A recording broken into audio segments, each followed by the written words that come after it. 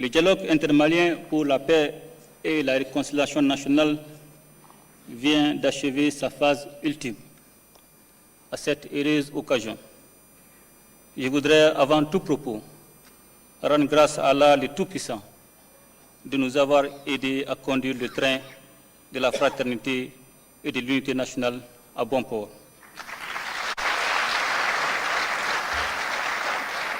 Mesdames et messieurs, une fois de plus, c'est jouer notre destin collectif et nous venons de donner la preuve qu'en nous inspirant de nos valeurs séculaires, nous pouvons être à la hauteur des défis historiques. Le mérite revient tout d'abord au peuple malien résilient qui a su se mobiliser en ayant une conscience claire des enjeux de l'ère.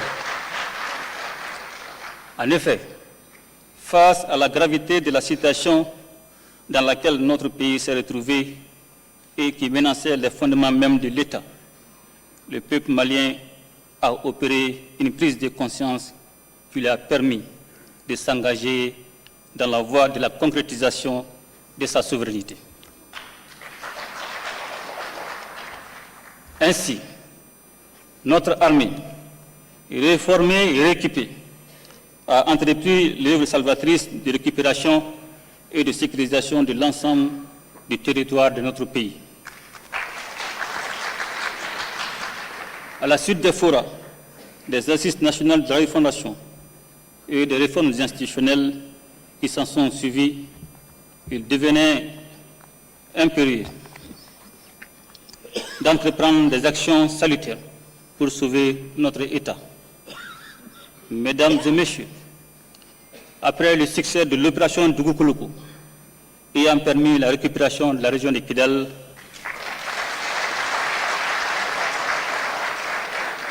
et d'autres localités importantes de notre pays, après une décennie d'occupation sur fond de séparatisme, il était indispensable de dénoncer l'accord pour la paix et la réconciliation nationale. Cette urgence justifiait à bien des égards l'initiation d'un dialogue direct entre les Maliens. L'objectif assigné à ce dialogue était de diagnostiquer les causes des conflits intracommunautaires et intercommunautaires afin de tracer une architecture de paix durable, recoudre le tissu social et renforcer le vivre ensemble.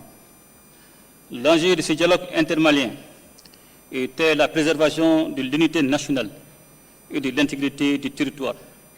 J'en suis heureux de constater que les Maliennes et les Maliens l'ont bien compris et se sont appropriés le processus.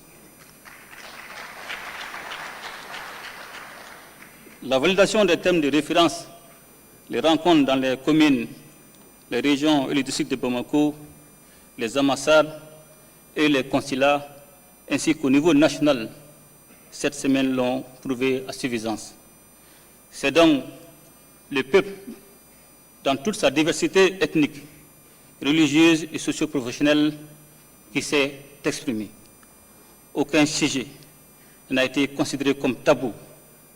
Aucun participant n'a été empêché de s'exprimer.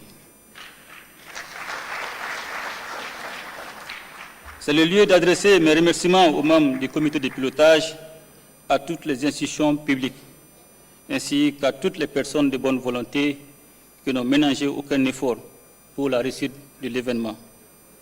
Mesdames et messieurs, la sauvegarde de l'unité nationale n'est pas seulement une nécessité historique, c'est surtout un devoir sacré pour chaque Malienne et pour chaque Malien.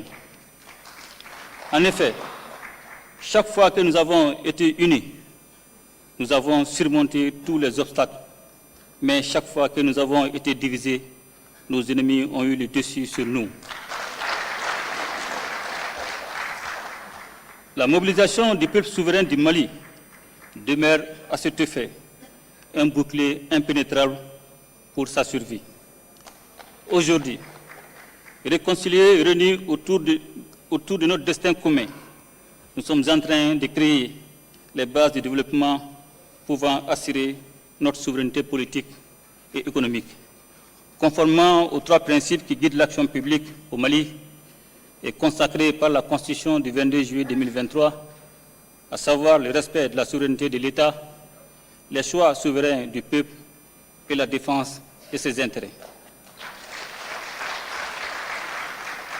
Mesdames et Messieurs, sans nul doute, le dialogue intermalien aura tenu toutes ses promesses et c'est avec un immense espoir que nous envisageons désormais la résolution durable de la problématique de paix et de réconciliation dans notre pays sans ingérence extérieure.